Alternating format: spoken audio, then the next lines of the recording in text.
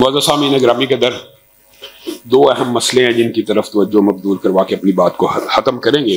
ایک یہ ہے کہ میت کی طرف سے کیا قربانی ہو سکتی ہے یا نہیں ہو سکتی۔ ایک بات یاد رکھیے، اہل سنت کا، اہل حدیث کا، دیوبندی بریلوی سب کا اس بات کے اوپر اجماع ہے کہ مالی صدقہ جو ہے وہ میت کی طرف سے ہو سکتا ہے، اور جو علماء میت کی طرف سے قربانی کے قائل نہیں ہیں وہ یہ کہتے ہیں یہ مالی صدقہ نہیں، یہ ایک الگ مستقل نوعیت کی عبادت ہے۔ میرے ذہن میں کچھ عرصہ قبل مولانا مبشر ربانی رحمہ اللہ کی زندگی کا واقعہ آ گیا۔ ابھی ہمارا ایک مجموعہ ہوا کرتا ہے واٹس ایپ پہ، تو ہم آپس میں یہ گفتگو کر رہے تو میں نے مالی صدقے کے حوالے سے ان کی گوشت گزار چند باتیں کی کہ مالی صدقے کے اوپر تو اجماع ہے، تو آپ قربانی کو کیوں مالی صدقے سے باہر کرتے ہیں، اور میت کی طرف سے قربانی کی یہ دلائل کچھ دیے۔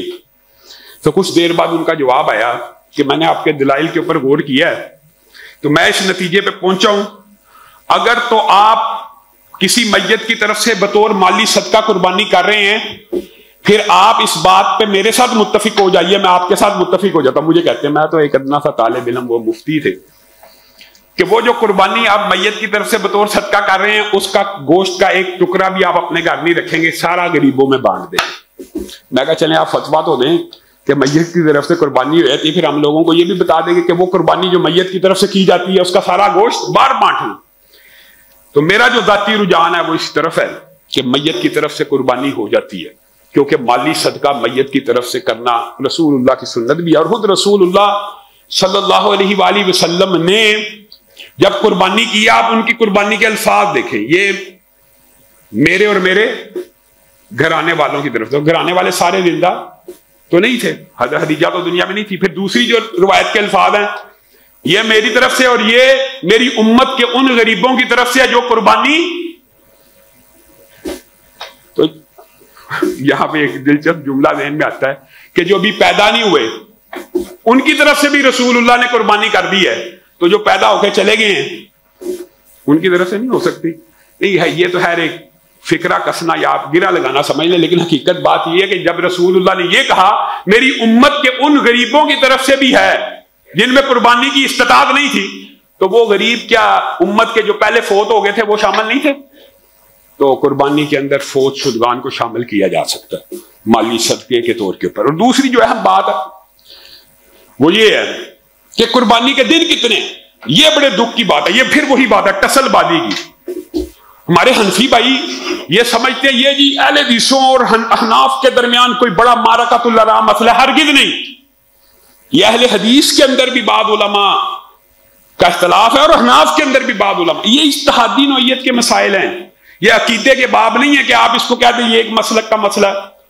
اہل حدیث ہمیشہ اونچی آواز میں جنازہ پڑھاتے ہیں، لیکن آپ نے کسی اہل حدیث عالم کو کبھی یہ فتویٰ دیتے ہوئے سنا ہے کہ جو سری جنازہ وہ ناجائز ہے؟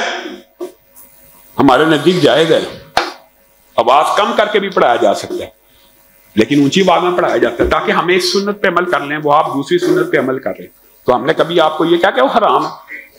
تو یہ بات اجتہادی نوعیت کے مسائل ہوتے ہیں۔ یہ بھی جو مسئلہ اجتہادی نوعیت کا اور اس کے دلائل اس قدر پختہ اور مستحکم ہے کہ قرآن سے بھی ثابت ہے۔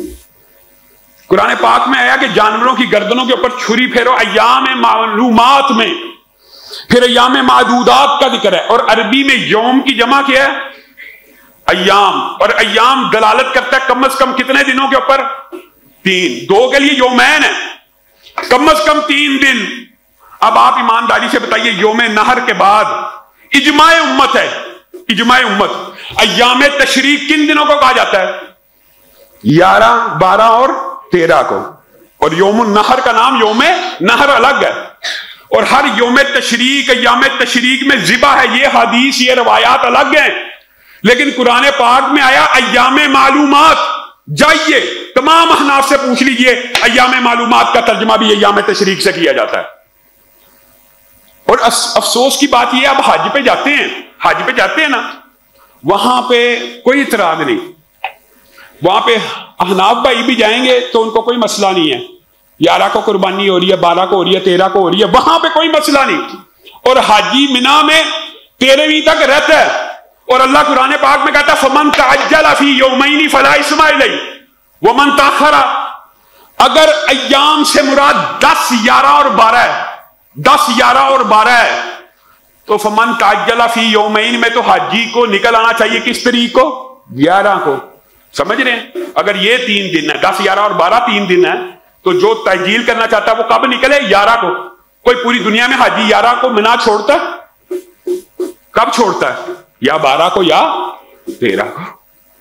یعنی وہاں جا کے مان لیتے ہیں. تو یہاں پہ نہیں، تو اللہ کے فضل و کرم سے ہر سال کی طرح اس سال بھی چوتھے دن یہاں پہ قربانی ہوگی، اور رسول اللہ صلی اللہ علیہ وسلم کی جو متروک سنتیں ان کو زندہ کیا جائے گا. اور ایام تشریق 13 کی مغرب تک آپ نے تکبیرات کو بلند کرنا ہے، اور 13 کے آخر تک قربانی کا سلسلہ انشاءاللہ جاری و ساری رہے گا. اجتماعی قربانی کے جو حصے مقرر کیے گئے، ایک 27,000 ہے اور ایک 30,000 ہے. اور ایک اہم اعلان یہ ہے، آپ کے علم میں سب لوگوں کو علم ہو گیا الحمدللہ، 7 والی 4 کنال کا سودا ہو چکا ہے. یہ جگہ مجبوری کی وجہ سے سمجھ لیں، یا ان کو بھی پتا تھا انہوں نے لینی ہے، ہمیں بڑی مہنگی ملی ہے، 5 کروڑ روپے اس کی مالیت ہے.